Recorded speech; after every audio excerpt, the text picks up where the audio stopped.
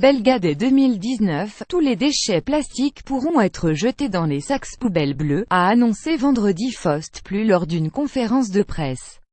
L'ASBL prévoit une période transitoire allant du 1er janvier 2019 au 1er janvier 2021.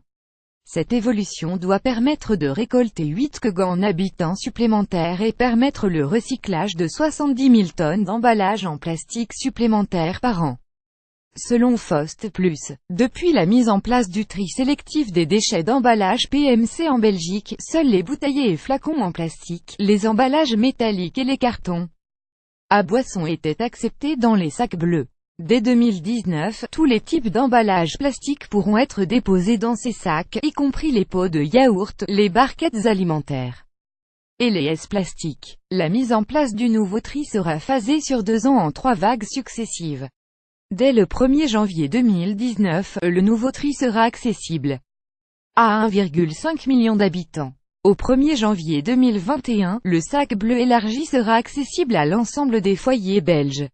La mise en œuvre progressive donne à toutes les parties concernées, communes, intercommunales, centres de tri et recycleurs, le temps de procéder aux ajustements nécessaires et de développer de nouvelles unités de tri et de recyclage, ajoute l'ASBL, qui assure ainsi vouloir promouvoir l'économie circulaire et offrir partout une solution de recyclage pour tous les emballages mis sur le marché. Grâce à ce projet, la Belgique conservera sa position de leader européen dans le tri des déchets ménagers, a affirmé William Vermeer, managing director chez Fost Plus. Selon ses estimations, le nouveau sac bleu permettrait à terme un taux de recyclage des plastiques de 64%, contre 39% actuellement, soit un taux largement supérieur aux objectifs fixés par l'Europe, de 55% dès 2025. L'ASBL Fost Plus est l'organisme agréé responsable de la collecte et du tri des déchets d'emballage ménagers en Belgique. L'approche phasée ne fait que compliquer tout, réagit Werner Anhart, directeur général de Go4 Circle, la fédération des opérateurs de gestion des déchets, dans un communiqué.